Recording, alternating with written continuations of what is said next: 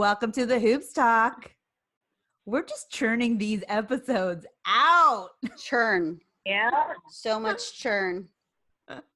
Churning it. But you know what? Like we said, like the last episode, this is literally what keeps me like knowing what day of the week it is. What day of the week is it? What day of the week is it, Liz? Today is Sunday. Woo! Okay. And also, there's some other big things today. What are some big things today? Well, I do have my movie club today. I know that's everybody wants to know about that. Okay. But I think there's some documentary going on ESPN tonight. Maybe that might be happening. And it's a legend's birthday today too, isn't it? Whose birthday today? Candace Parker. Oh, that's right. Taurus season, baby. Yeah. That's right. We got her birthday. We got a lot of stuff happening. Actually, this week, I mean, after the draft on Friday, which we're going to get into for the WNBA, I mean, I feel like there's no slowdown in sports. No. There's still all this fuckery happening. You can't stop sports. You can't take fuckery out of the game. But you can take the game out of fuckery.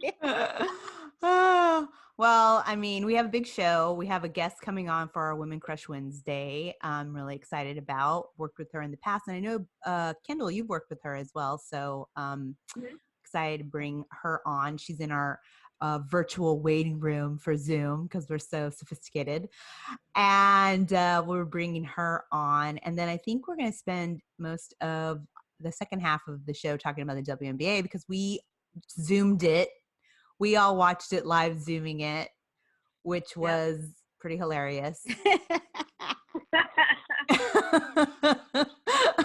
So we'll get into that. But before we roll into the show, I'm always going to do updates and all that good stuff. So you guys ready? Unless anything else. Karen, how's it going in San Francisco? You're the only one in the North Bay. I know. It's good. It's sunny. Okay. I got a little fresh air today. Okay. So some social distancing, eating lunch on the grass with Ollie. Oh, that's nice. But it's like, I'm all paranoid. I'm like eating lunch and I'm like, oh, you better watch yourself. You better stay 6 feet. It should be like that man that put the, what is it? The pool. The pool noodles. The pool noodles. Just wear a crown of pool noodles. But you know what? You know how, like, I think you guys first, right? Your mayor was like, please wear a mask. Yeah. Yeah. Mm-hmm. So that just rolled out this weekend for San Francisco and San Mateo County. Yeah. Oh, I got a photo of me in my Jordan LeBron fit, so I'll share that on the Instagram. I like it. Yeah, we've been wearing masks. I mean, I had to run to go put trash in our trash chute, and I was like, so yeah, masks and like actually doing activity is not conducive for me. Yeah, same. But I put on lipstick for the show. Same. And anything else, I'm like, I'm good. Are you wearing pants? I am. Oh, for the show, baby. Very nice.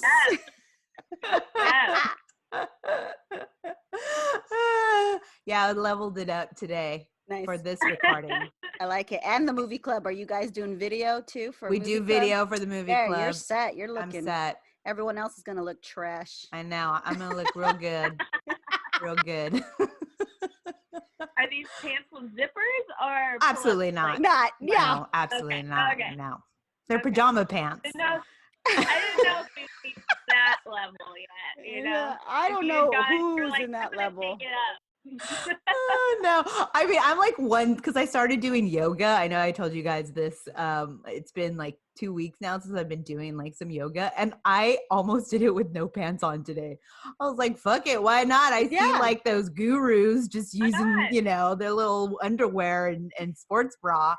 But I was like, ugh, I don't like touching the mat. I don't know. It's just weird. I'm going to keep going. I'm going to move on now. So I'm going to move on to our updates and house cleaning as we normally do. So, of course, make sure you guys please subscribe to and like and review on Apple Podcasts and Spotify. We're also on Google. for the SEO. And make sure you follow us on Twitter and Instagram at the Hoops Talking. And we have the TikTok. We have the Hoops Talk podcast. Our intern has been putting up videos. They're hilarious. Go check him out. He's so adorable. It's, our intern is super cool. So go check him out. And then we also have the YouTube channel. So we put some of these episodes out on YouTube. And then Karen, the prize pack, how's that coming along? Hey, you know what? I do have item number 1 on the price pack. Okay, woo!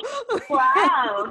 So when we had our guest Heidi, Yes, so I've got copies of her book. Oh man, can we even? I could see it. Relationship Yeah. Ready, how I stopped fucking randos and started cupcaking my soulmate. So, we've got item number 1. Okay. And maybe it'll just be the books because, hey, everyone's stuck inside. Maybe an order of cupcakes with your book. Maybe. There you go. Okay. Progress, everyone. Yeah. Progress. We got progress. You getting All shit right. done in quarantine, I think if you review us, we put you in the random shuffle, and this prize pack 2021 is looking real good with this prize pack right now. So 2021. First, you don't know what day it is. Now you don't know what year. No, well, I know that because I know that prize pack ain't going to be done this year. At the rate you're going, we're already in 4 months in, and you barely got one thing. My prize pack is like a fine wine, baby. Well, I mean, it's going to be a minute before that's completed. So we're giving you plenty of time to put the reviews in so you can be part of this prize pack. So there you go. Okay, so that's all the updates we have today. So I'm going to go ahead and we're going to shift into our Women Crush Wednesday, and we're going to bring her on in shortly. So hold your horses. Next segment.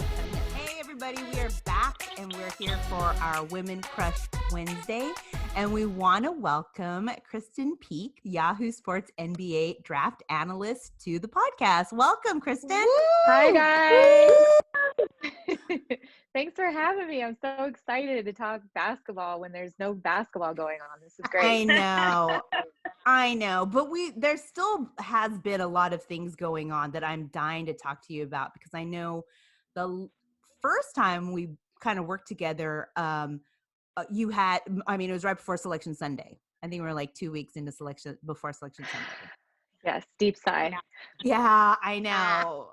And but you had already, you had talked about how it was going to be a hurricane and it was crazy. And so there's been a lot of developments since that conversation to where we're at now. So there's still stuff to talk about. So yes. Yeah. Good. How are you doing with all this safe at home? How are you working through what's happening with coronavirus? And I know I was so touched by the quarantine video that you did with your family, which was super cute. I'd love to hear what's going on, what's been happening since quarantine, and how are you making it through? Yeah. So, when it first started, I was like, oh my gosh, I'm off the road. This has been the longest break I've ever had in my career, because I'm always gone. I'm gone usually 150 to 180 nights a year, just traveling around, watching high school, college, NBA games. So this was kind of something new for me. And so I enjoyed it for about the first week. And then you start to get a little stir crazy. So then, by going into week 5, I was like, I miss my family. I don't want to be alone anymore. And so I decided, my sister just had a newborn, and I'm like, okay, you got to get creative. She's got a 4 and 2-year-old as well. And they're being very, very strict from social distancing, as everyone in California is. And, I wanted to practice that and honor that. So I made them a sign, and I just sat at the bottom of their balcony, and the kids were like, what are you doing here? How'd you get here? It was really nice. And then I actually, Utah has one of the lowest cases of COVID-19, and that's where my brother lives, and he has 5 kids. So I decided to drive out here and self-quarantine for a bit before I shacked up in their house with them. And now I'm here and I'm not bored, and it's always something going on. And yeah, it's great. My little nephew's 12 and he plays basketball, so we've been getting shots up, and yeah, it's great. Oh, that's great. That's how, and how's the transition for work? You know, how are you able to, I mean, have you been able to talk to any of the players that you would normally have worked with, and have you gotten a sense from them how they're dealing with, you know, the safer at home and the virus? Yeah, I spoke to Jason Tatum earlier this week, Boston Celtics guard Jason Tatum, for a story. And he just said, one, he hasn't picked up a basketball since his last game when everything happened on March 11th. And also he's just enjoying his time with his 2-year-old son Deuce and being at home. And he's trying to do as much as he can to keep his cardio intact. There's weekly Zoom calls with the Celtics that they all participate in, and it's catching up with family and video games and what's going to happen. We don't know.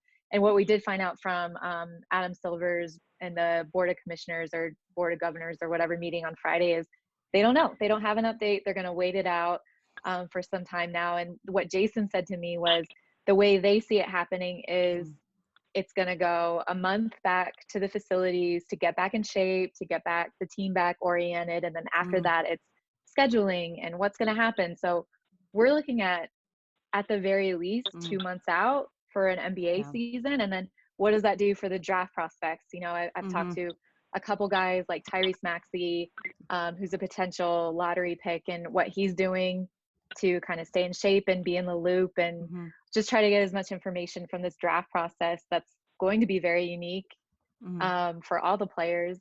You know, what kind of questions are they going to ask me, KP? You know, that sort of thing. Right. So yeah, I've been trying to keep in touch, but yeah, it's tough. Like to write about basketball. I've been doing this look back series. It's called High School Sneak Peek, Peek, like my last name. Oh, I like that. And so I did one on Zion Williamson, and then the craziest AAU game ever, Zion Williamson versus LaMelo Ball. And then the ones coming out this week are Trae Young and Donovan Mitchell. So that's fun. cool. Well, we'll have to link that out in the episode where you're writing those, because it'll be interesting to look at. Well, I do know that you also had, you know, and a lot of your colleagues had a lot to say recently about Jalen Green going to the G League.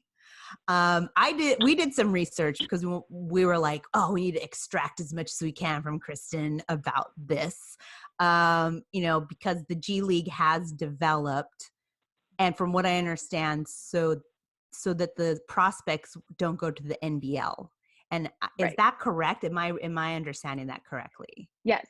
This past season, and then the couple seasons before this, we've seen top like 5-star high school prospects when we know that they're not, well, we don't know, when there's a chance that they won't be eligible for college. They've gone over and played in Australia and the NBL. So it started with Terrence Ferguson. He was a 5-star. He was originally going to go to Arizona. Then he went and played for the Adelaide 36ers. And most recently this year was LaMelo Ball, who played for the Illawarra Hawks, which then he turned around and did a boss move and he bought the team, which is insane. Yeah, and then him, and then fellow lottery pick RJ Hampton, who is a former 5-star in high school as well. So I think this is just the NBA's way of trying to keep those top prospects here, closer to home. You know, get them in a developmental program that feeds right into the NBA, where scouts don't have to travel 24 hours on a flight or whatever. It's not 24. I used to live in Sydney. It's only 14. Don't freak out. But to travel all that way to get eyes on these players, you know, that are going to be in the NBA in a year. So it started with Jalen Green, and then you had 5-star Isaiah Todd, who had recently decommitted from Michigan. He's joining. And honestly, I don't think they're done yet. I think there's a pretty good chance that Greg Brown, who's another 5-star top 10 kid, super high flyer out of Texas, I think there's a chance he could sign with the G League team out here in Los Angeles. And as far as Jalen, you know, I mean, I spoke to him afterwards and I was just like, Jalen, you're making big moves. And he's just like, only big moves, KP. He's like, I'm coming to your hood. Let's go. And I'm like, oh, I know. Yeah, I mean, the fact that it's in Los Angeles, that is like pretty big. I would assume it's like shifting a lot of where players are being, coming up at. Yeah, and Los Angeles is very I mean it's very attractive for players. You can't put this G League team in Grand Rapids, Michigan, No. right? So you put it in Los Angeles, and when you look at it, you're like, oh, do we really want to be giving kids, because they're 18, Yeah. these big contracts and put them in a city where you can get in trouble? So it'll be interesting to see like how focused these kids stay, if it's business, or if you do see some kids that get in trouble and it doesn't work out for them. Right. And are you thinking, because do you think that the NCAA is reacting fast enough to what's happening? Because from what I understand, Jalen, that is like something that's so huge, with this whole narrative that actually started in the NBA, right? This wave of players taking on their own careers, taking on making the decisions for themselves. And now you have a player like Jalen, who is just this rock star from what I'm reading. And is the NCAA, what are they doing? I mean, I'm assuming that they're like freaking out, or maybe not. I don't know. What is your estimation on that? I mean, it's definitely a hit, right? Like my colleague Pete Thamel wrote a story that was basically like a middle finger to the NCAA, and that this is going to be the wave of the future. But the thing is, it's not going to be a giant wave of the future because it's just one team, right? So they can go after the top 10 kids in recruiting classes, but the players from 20 to 50 who are still skilled, who are still going to be NBA players, NBA prospects down the road, they're still going to play college basketball. And you're still going to have fans. You're still going to pack arenas. Duke is still going to be Duke. It doesn't matter, and it's going to continue. But the fact that they won't have those star powers like Zion Williamson caliber of players going to college, of course it's a hit. The NCAA is all about money. The amount of money they make in the tournament is insane. Right. So if you were to say, no, this doesn't impact it at all, of course it's a hit. Like, they're not going to react to it as strongly as they probably are feeling it. Do you think that they'll change some of their rules though? Like players being able to get paid for their likeness, or I know that there's this whole thing about not getting a salary, but their NCAA does get a lot of money from the likeness of these players. So do you see that maybe them opening that potential up? Because from what I understand I'm sorry, go ahead. Oh no, I mean, I was going to say we've already seen it with California trying to pass that law where players can make money off their likeness.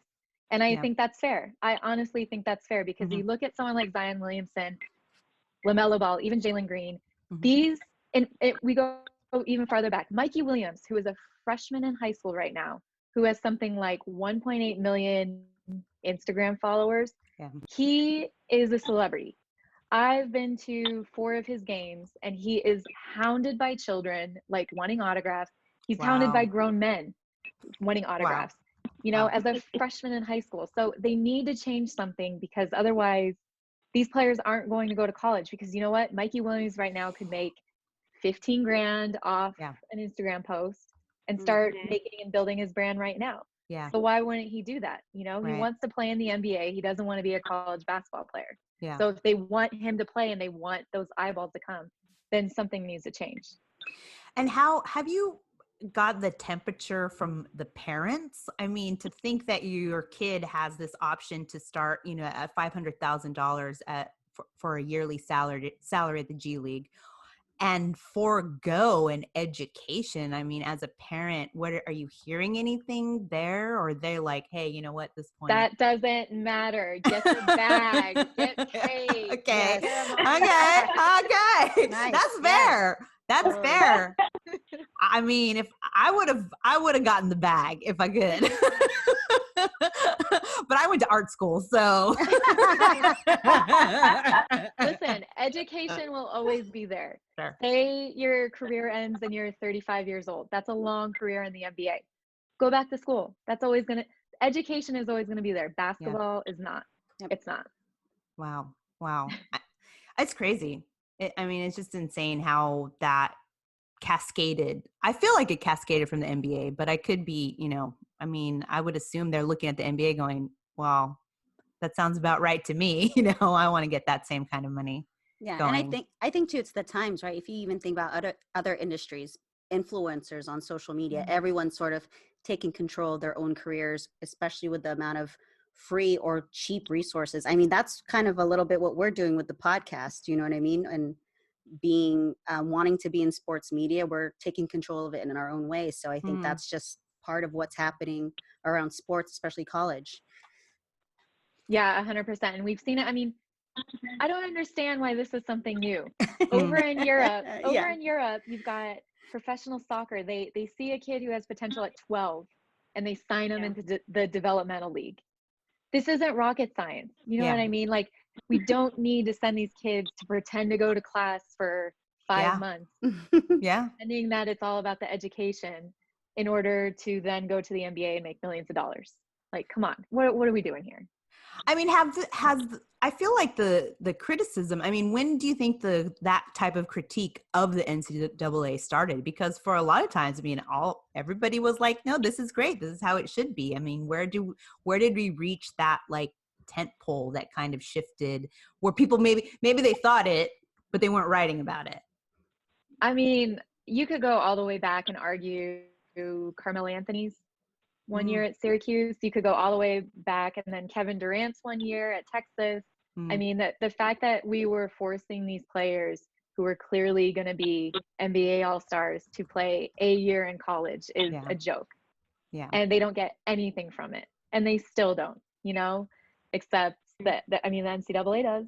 And that's the meal ticket there. So I don't know. I think Zion Williamson was really the one that woke a lot of people up because he was just so out of this world popular. And you just couldn't understand why he wasn't getting paid. Ben Simmons did an entire documentary on it in his 1 year at LSU, you know, and he came from Australia. So for him, it was a foreign concept. The fact that like his mother had to keep every single receipt for the 1 year he was at LSU in the event that the NCAA was going to come knocking and deem him ineligible is crazy.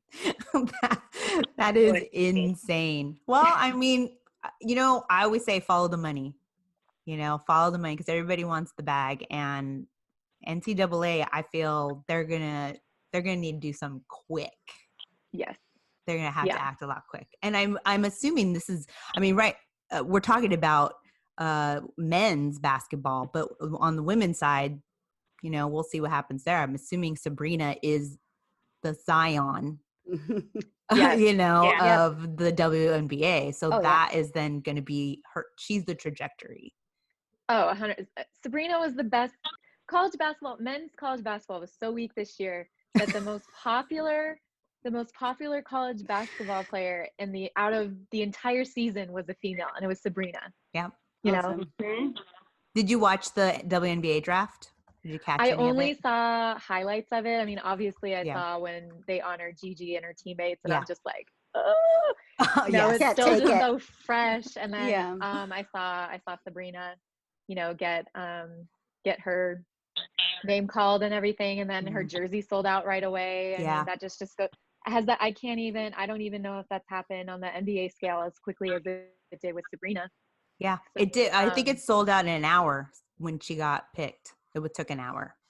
That's insane. And then my heart just breaks for this year's draft class, right? Because they don't. Yeah. Yes, they're in their living room with their families and they're still getting drafted, but it's not the same as getting dressed up to the nines, being able to walk across the stage, get that recognition, go through all the media and the spotlight and everything.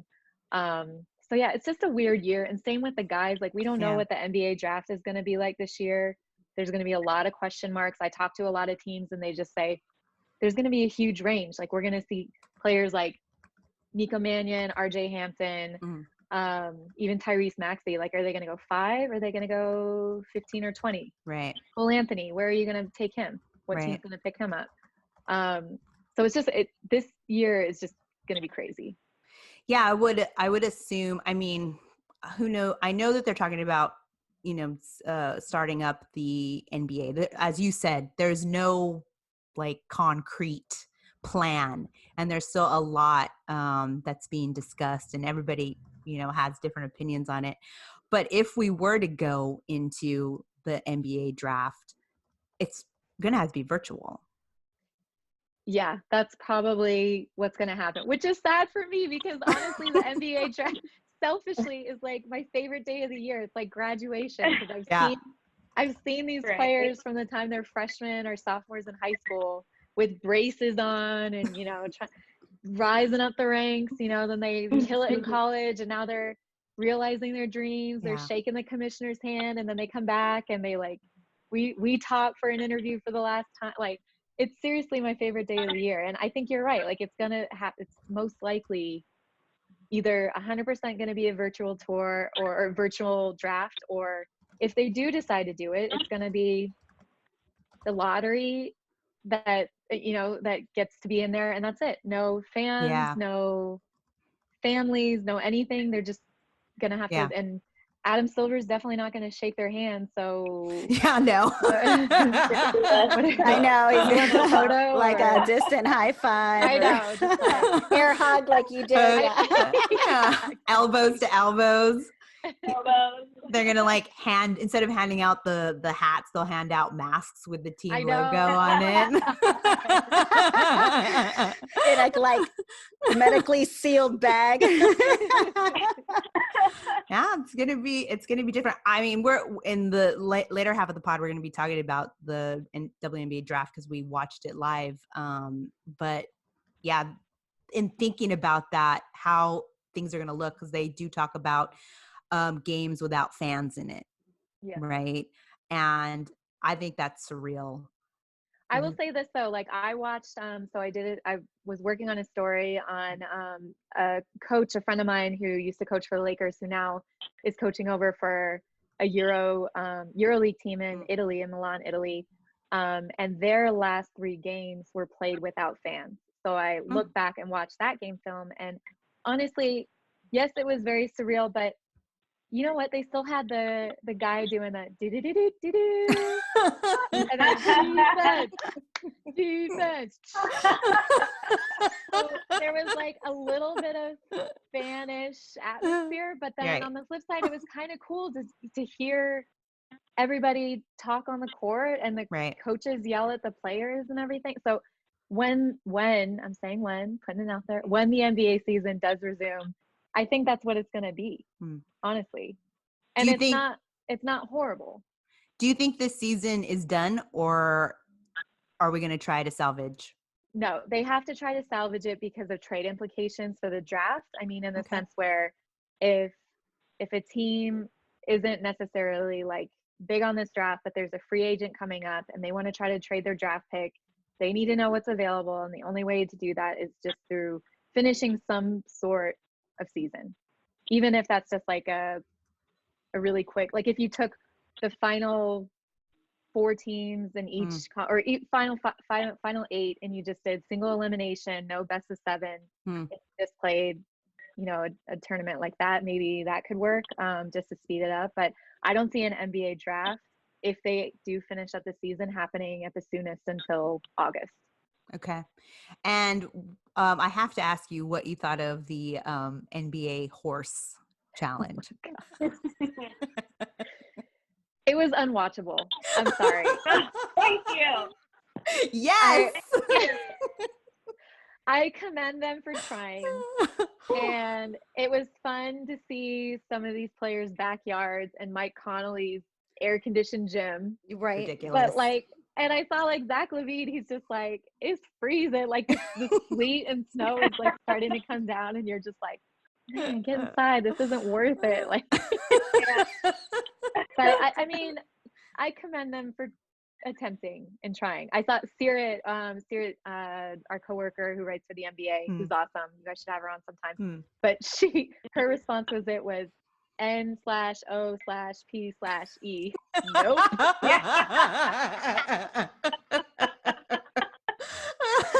Oh my God. Yeah, we had Kendall had a TED talk about how terrible it was a couple episodes ago. I did. I had a big long rant. Welcomed people to my TED talk. I was in a mood. It was bad. It was bad. It was really bad. But to your point, they're trying. I just feel like really, you get a bunch of minds in a room to talk about what you could do, and this is what you come up with. It's like, we need to change something. I know, but either that or it's like, well, for the first few weeks, because I watch a lot of basketball, like an obscene amount of basketball. And I was so bummed that this NCAA tournament didn't happen, because do you know how much bad basketball I watched from November to March to prepare for the tournament? Because Obi Toppin is like the best basketball player in college basketball. He plays for Dayton. Dayton is not, I mean, they were good this year, but they play in a horrible conference. Like it was bad basketball. And then to have no tournament. So then basketball ends, right? And I was like, oh, okay, I can start. And then they started airing, the last, like the 2008 Kansas championship, or, when Kentucky won in 2015 with Anthony Davis. And so I watched those. I was that audience. So I'm sure for the horse competition, there was an audience for it. Like my 12-year-old nephew watched it. I was like, AJ, I cannot watch this. I'm sorry. No. It was bad. No, I mean, I was watching Hardwood Classics, and I kept watching they kept showing the 2016 championship game, game 7. So I'm like, I'm in for this. Crack a beer. I'm good. I could do this all over again. Get the chills.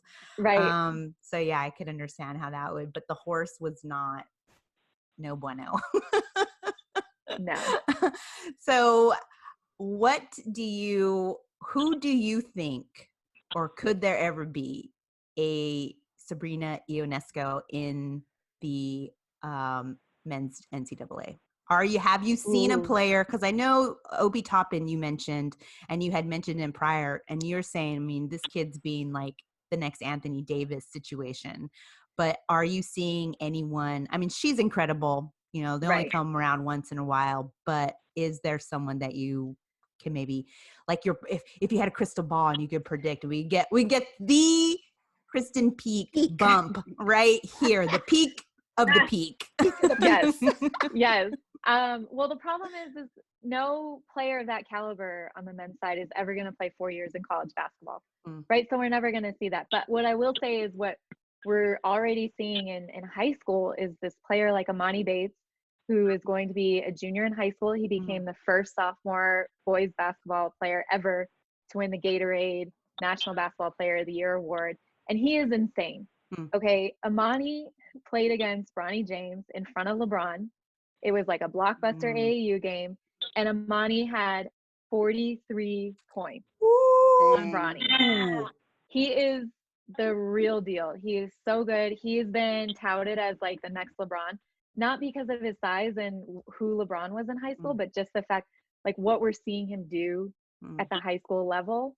And he's close to, I mean, he's going into his junior year, and he's almost scored. I think I've got to look up the total points he scored, but he's scored, I think, almost 2,000 points in 2 years. Wow. Which is insane. Jesus. And he's built more like Kevin Durant, like his shot selection is more like Kevin Durant, but he's a high flyer, man. Like, he is good. So if we could eliminate one and done, and Amani Bates had to play 4 years in college, he would be the Sabrina of men's college basketball for sure. That's awesome. That is awesome. One last thing before we let you go, and this has been like so amazing. So thank you for being on. But one more thing. Yeah. Are you watching The Last Dance tonight? And what do you hope to get out of this 10-part series? 100% I'm watching it. Oh my God. I should have worn, my brother has an original like Michael Jordan jacket that now my nephew wears. I should have worn it for this documentary. But what I'm most looking forward to is all of these youngins, like all of these young basketball players who are like, oh no, LeBron's the GOAT. LeBron's the GOAT. No, calm yourself, watch this documentary. No debate. Michael Jordan is the greatest of all time. Okay. Let's settle the debate once and for all. Well, this has always been a LeBron house over here. Yes. You can see him in my background. It's gonna be a battle. It's gonna be a battle. And our number one fan and my husband, anonymous Knicks fan 922, refuses to watch this documentary. As a Knicks fan, he's just like, you can go fuck yourself. Yeah, like that was the worst time of my life. Thank you. Yeah, he's like, yeah, no. And he was like, oh, would you watch a documentary about the Celtics? And I'm like, no, but I don't think anyone would. That's just not a me thing. Right. Well, awesome. Yeah, I think this is, I mean, for us, the second best thing, well, at least for me, the second best thing. The WNBA draft was something that we adored, and now this last dance. So keep doing more of that. Krysten, thank you so Thank you, guys. much. So appreciate it. Where can we find you? Where is like your handles? How do we read your stuff? Give our audience everywhere you're at. Yeah, so you can find me on Twitter at Krysten Peek. Krysten is spelled with a Y. I know it's a little weird. And then same on Instagram at Krysten Peek, and on Yahoo Sports on the NBA page, and also college basketball writing for there. And I mean, I just post a lot of fun interviews with, players like Jalen Green or coming up Trae Young, Zion Williamson, just when they were in high school or at the NBA draft. And I have 7 drives of content, so there's a lot. There's a lot to be nice. able to post right my now. God. Silver lining to quarantine. Yeah, might have to be the last dance with Krysten Peek. You might need to secure the bag on that kind of content. Yeah, you better just extra put that buco. put it on a vault, until you can get that out there. Well, thank you so much again, and we'll have all the links on our on the website and what have you. And thank you so much for being on the show. We appreciate it. Thanks, guys. Thank you. You too. And we are back. Thank you. I'm so excited that Krysten was here. That was awesome. That was awesome. Seriously, that was awesome. Very interesting. I knew she'd have like a shit ton of information for what's happening in NCAA and men's basketball and all that good stuff. So we were excited to get her, and she said she wanted to come back. So that's happening. Draft, baby. That's going to happen. Gotta bring her back. Got to. So as we move on in sports in the age of coronavirus, we are going to be diving into the WNBA draft. Ooh, the jam. We watched it live. We Zoomed. We tried to Zoom it. It sounded good. I couldn't get into it. So with that said, it was virtual. Was it successful? Tell us. Was it successful? What did you guys think of it? I think so. I mean, when have we ever in any sports league done a virtual draft? Like for them to kick it off like that? And I thought it was pretty successful. There wasn't a lot of, it definitely wasn't a Teddy Riley babyface IG live situation. Oh my God. I can't believe you fucking just called out Teddy Riley and babyface. I sure did. Okay. I called out the uncles, Look, he did not know how to use IG live. And apparently the 20 people he had didn't either. Well, no, I read someone who dug in. Yeah. I read that because he was also trying to live stream on his site at the same time. That's why there was the feedback. Well, Babyface won that, even when he sure did. Because he was like, when they're like, I think it's on your side, the noise. And he's like, no, it's just me, just trying to social distance. I didn't know that. So yeah, it's just me by myself, social distancing. I'm just like, oh. Well, yeah, because he has like an entourage with him. Yes. Oh my God, like fucking too hype many man people. in the back, hyping up nothing. It was at a club too. It wasn't his home. It wasn't his home. No, the Cotton Club. To be quite honest, like I think Swiss Beats and Timberland should have said, "Sis, you can't do this. You need to be social distancing." The spirit of social distancing and quarantine is not that you have a mini concert at a club with 20 people. Just play the CD. Just play the CD. Make a Spotify playlist. Can we just get a Swiss Beats and Timberland versus? Can we just get that? Oh shit! Yes. That right there would have been good. So Right?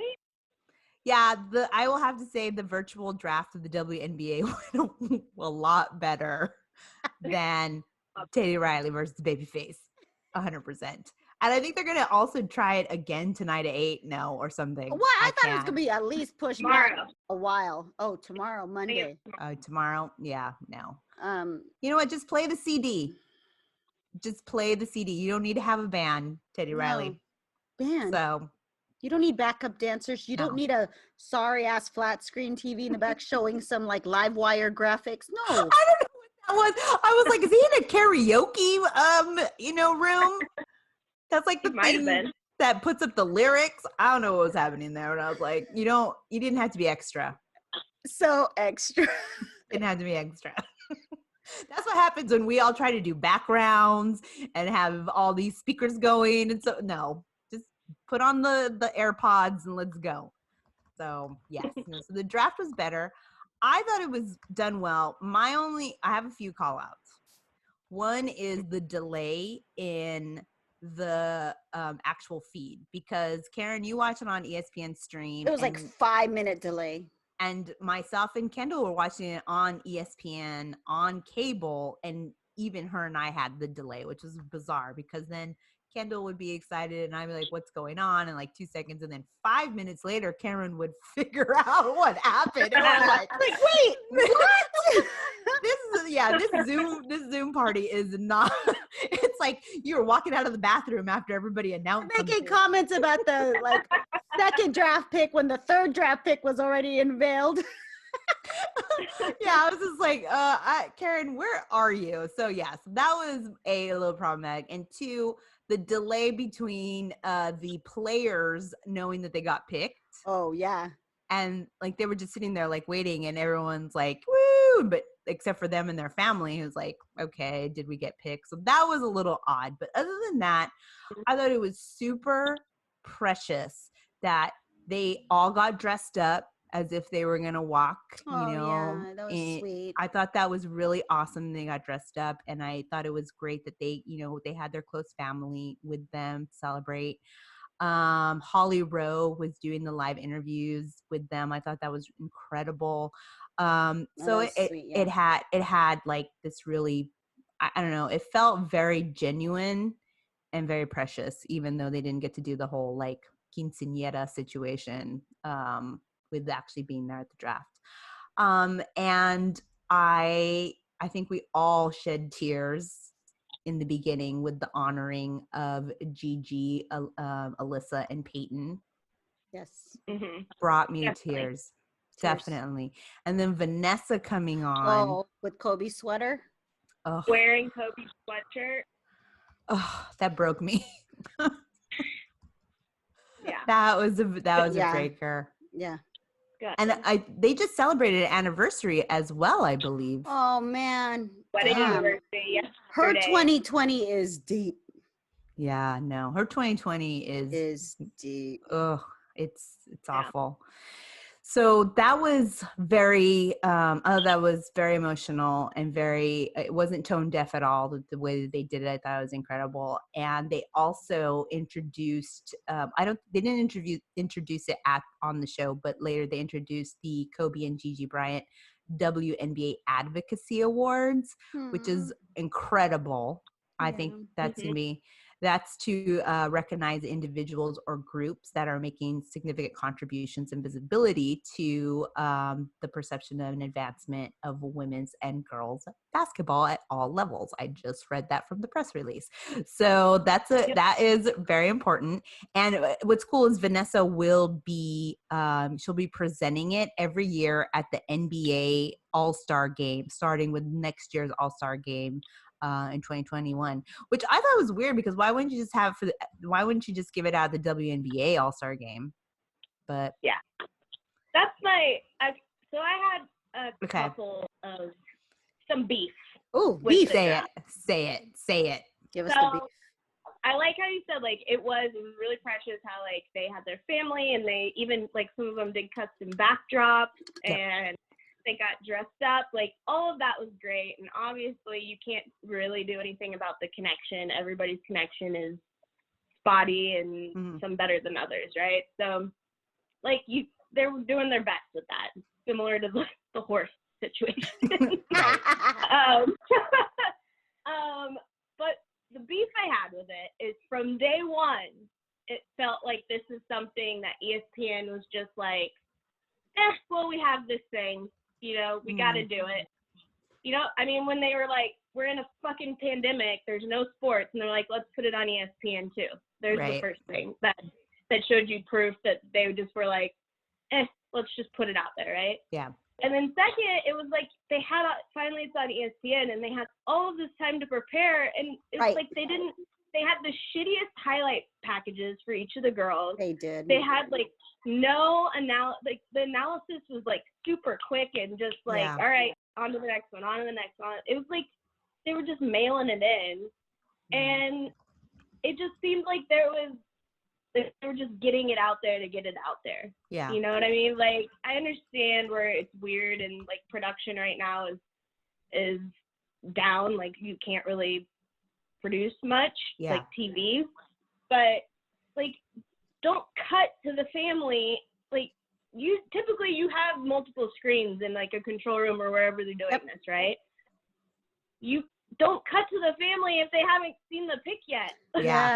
Yeah, that's true. Yeah. That's just producer error. Like, don't go to two screens if you're watching their feed over here and they haven't even seen it yet. Like, they don't even know that she's been picked. Like, it just seemed like they were just like mailing it in. Like, this is just another thing for women's sports, so we got to get out to the public. You know, it's the only thing. And not only that, but they had no women's basketball on ESPN all day leading up to the draft. Which would have been smart. Yeah. I think. Yeah, they had nothing. And then they played the championship, the Mystic Suns game afterwards. But you could have had an entire day of women's You could have made an basketball event out of it. Yeah. Right. Yeah. Like, this is just that hard.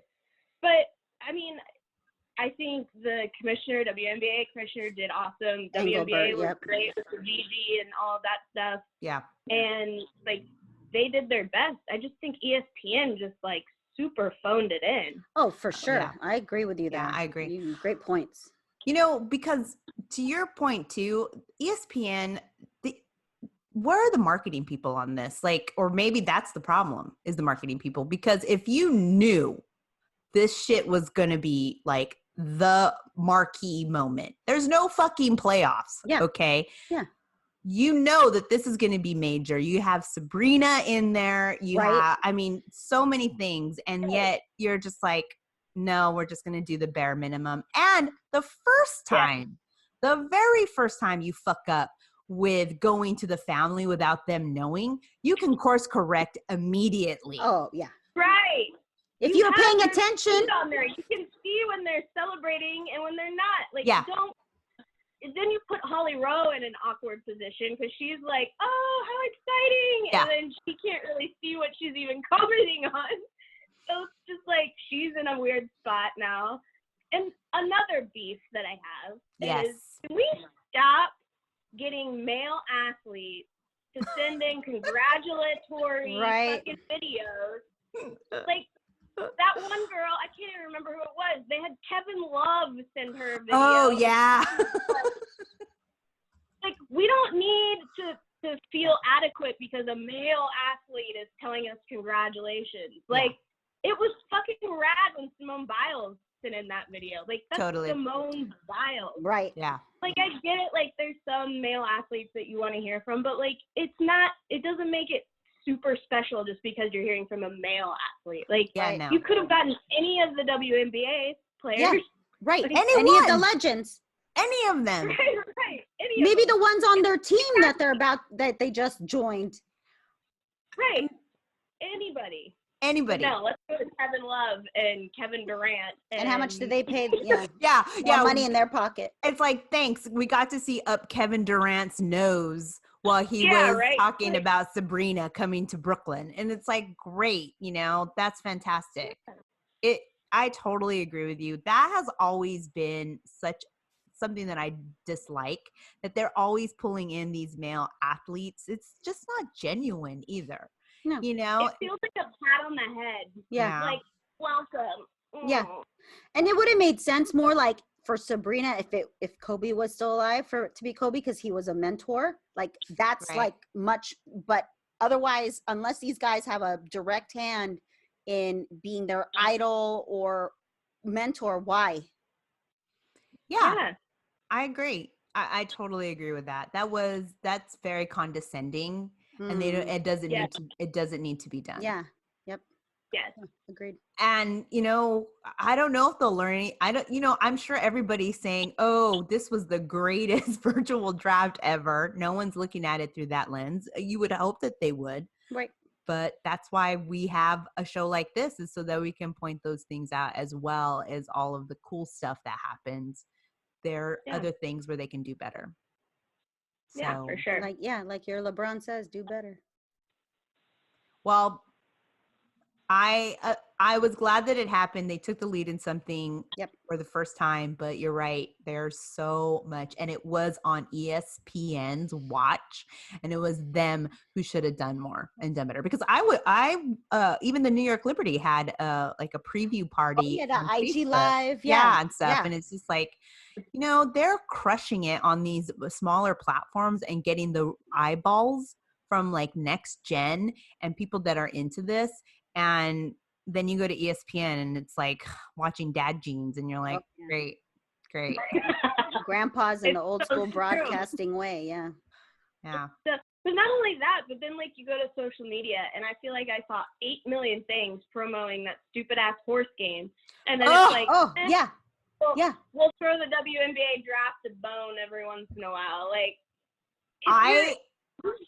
you literally own the rights to fucking everything. Like, I agree with you. The amount of PR and the amount of marketing for that fucking horse game was insane. Like insane. Like you would think that there wasn't even a WNBA draft happening. Right.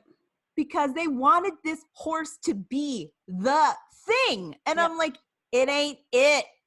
Yeah. It ain't. And what's awesome is that, like, regardless of all of that shit, the WNBA draft was the number one trending hashtag on Twitter. Yeah, baby. Because people were watching it, because people want sport that's actually happening now, and it's actual, like, and matters, and not some dumb horse contest. Yeah.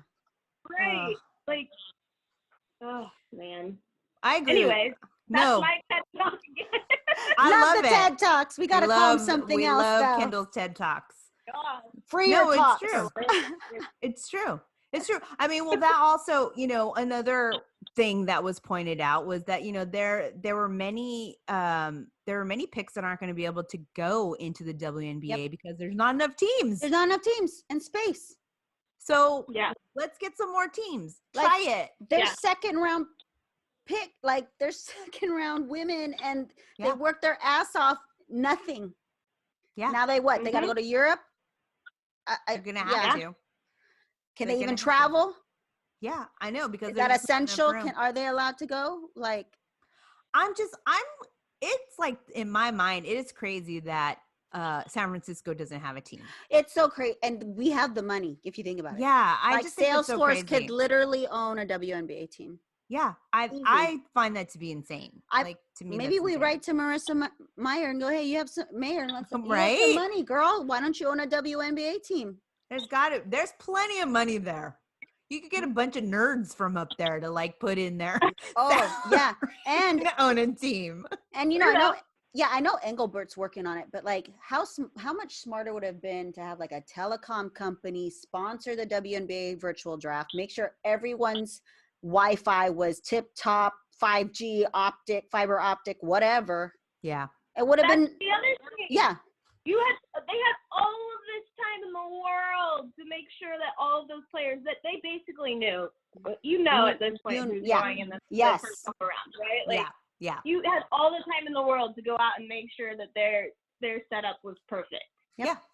For the biggest day of their life. Yeah. And they couldn't even do that. Yeah. It's just like You know, the fact that they're talking about quarantine and getting hotels for NBA players to be sequestered and private doctors so that they could play like a one game elimination all playoff. these things that they're trying to do for the season, and all they needed was to get one UPS driver to drop off all of the equipment, and maybe one guy from that area or one woman from that area that knew IT that could wear a mask and the whole hazmat. Yeah, everyone leave the house. Set it up for you. Yep. And instead, you are worried about ending this season and quarantining people like Hunger Games to finish the season, but you can't just fucking send some of the better equipment to your point, Kendall, who you know are going to be in the first round. They've known. Sabrina should have been set up. She should have been set up weeks ago. Yeah. Weeks. Yeah. Sabrina should have had like her own. She'd been like a Teddy Riley situation. Yes. You know, the whole production. They could have had backgrounds made for them. Yeah. They could have had all of this stuff could have been made for them for it to look cohesive and and like they could have like even more put together. Nothing. Like let's just we'll wing it. We'll see how it goes on the day out. Like, they could have sent them green screens. That would have been easy. Bulk buy, send it off, have them hang it up, and then Well, they knew in February that they were most likely going to have to go to a virtual draft. They knew that. She said, Kathy Engelbert, the commissioner, said, if anything, we'll have to go and, potentially do a virtual draft. So that was in February. Yeah. Yep. Let's not get it twisted like all of a sudden it was yesterday. There was plenty of time. So plenty of time. Well, we wish it could be better because we know it can be. It was what it was, and we're happy to see all those young women. And it's sad because it was heartbreaking for them not to be able to finish their season, number one. To have the draft the way that it was. So, you know what? Yep. Hopefully we get some learnings from that. And Krysten even said it. Like women's basketball was way more interesting than men's. Yeah, this whole season. Are you kidding me? There was like no comparison. Yeah, she was the most popular player, men's and women's. Yeah, it's hands down. Probably even more so than the NBA. Yeah, she was like killing it. That's true. So there's some NBA players that she was more popular than. Absolutely. Mm-hmm. Yes, ma'am. Well, Sabrina did go number one as predicted.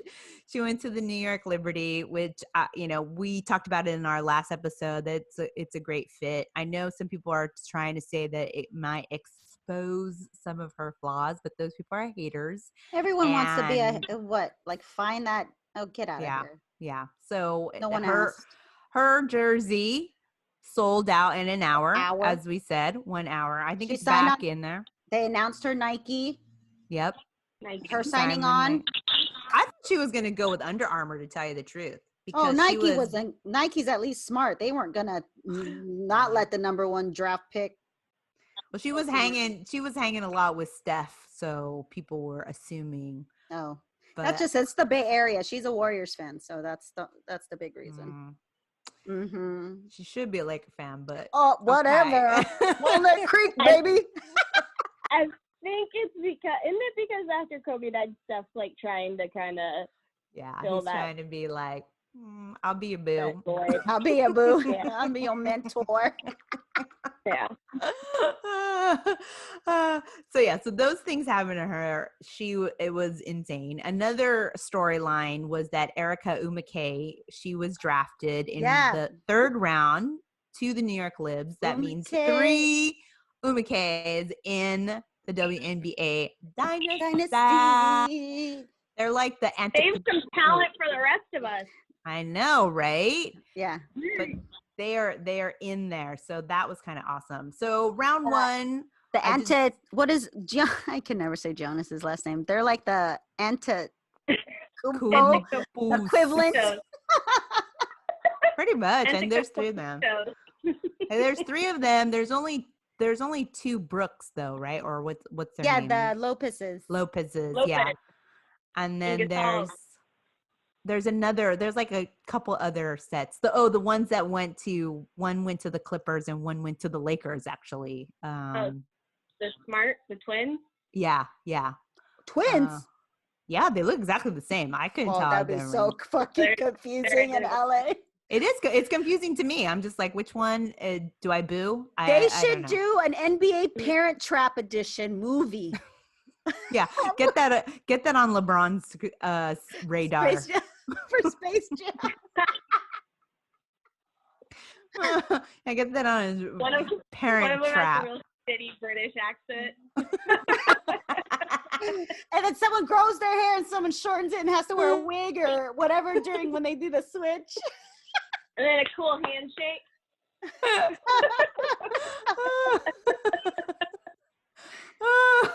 And a talent show at the end. Yeah. Oh my God. And you have to have that song. Oh, Get together. All the way. We'll write this. This is writing itself, guys. I know. Better trademark this. But yes, so round one, as we said, we got Sabrina Satu Sabali. She went to the Dallas Wings. Great Lauren suit. Cox. Yeah. Oh, that suit. She looked fantastic. Yeah. So you can find all of that listing on the WNBA website or wherever I quickly just did 3 of what I thought were the best picks of the draft. I thought Satu Sabali going to the Dallas Wings was an A+ pick for them. She was the second best player in the draft. She also played with Sabrina, so she was a Duck. She's a huge fan of Dirk Nowitzki. She's also German. Yep. And they're already comparing her to him. He played in Dallas his whole career with the Mavs. She's going to Dallas, so that's a great fit. She's 6'4" forward, and she was averaging 14.5 points, 5.6 rebounds, 2 assists, and 1.2 steals in her 91 career games. So that's going to give them some shooting power for the Dallas Wings. My other pick was Bella Alari. I think that she's come really under the radar because she came in she was picked 5th. I think she's totally under the radar because she played for an Ivy League, and there could be some hidden flaws because she didn't get the national attention, so that might come out. She went to the Dallas Wings, but I think that she's going to prove a standout, and I think there's going to be some advantage that she's not as exposed as other players. That'll give her that breathing room to really grow and make her mark.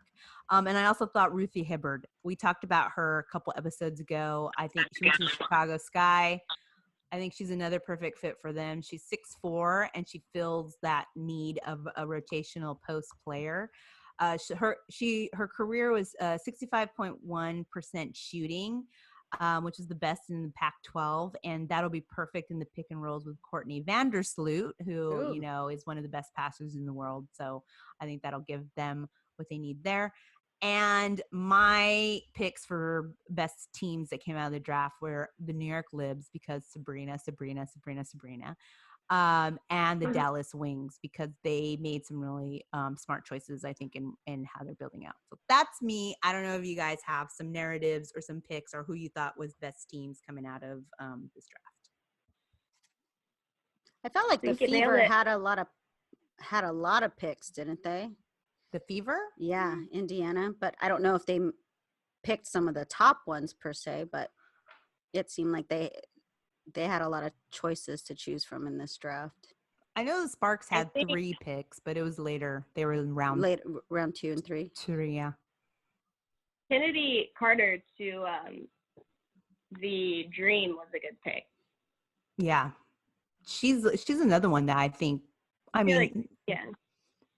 she does. She's up there. I was surprised that she went. No, she went 4th. So I'm not in round 1. She went 4th. I'm not that surprised with that because I think Dallas picking up Satu after Sabrina. I mean, that was solid. That was super smart. She was gonna go if they didn't get her. And even though there wasn't a finals, it's like I think the amount of Ducks in this draft and just Oh, yeah. the talent on that team, you know, we could pretty much crown these ladies. Yeah, I think New York Liberty is going a little bit small ball, and I think that when you pair these young women with the talent that's already there in a lot of these teams, there's gonna be a lot of heavy competition. I would say someone commented, it's like, oh, so what you're saying is that young blood is, supersedes experience, right? Because we are hyping a lot of these younger players and saying, oh, the Libs are going to be contenders because they have Sabrina, even though they gave or Tina Charles was traded to the Mystics. So it's like, well, does that mean because Tina Charles, she's a player that's been there, her and the Mystics could do really, really well, right? Because they have those experienced players. So it'll be interesting how it shapes up. But I think what's really interesting is the excitement that this draft brought in with the players that we are, seeing come into this draft, and the competitive nature that I feel is next level with the WNBA. And I also see it on social. I think like seeing all the shit talk on social and WNBA Twitter, and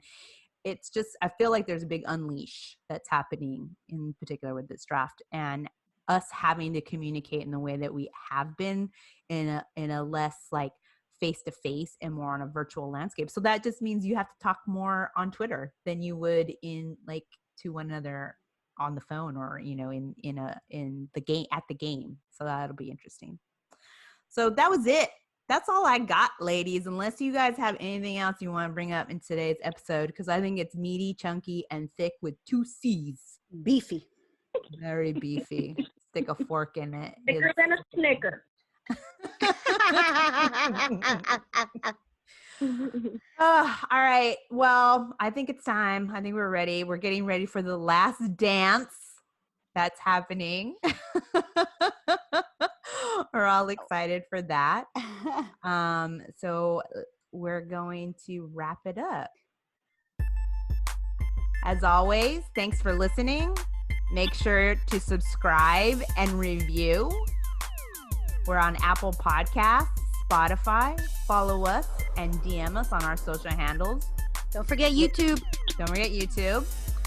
For Twitter and Instagram, we're at The Hoops Talking. And as always, Karen, how do we want to keep it? Sweat.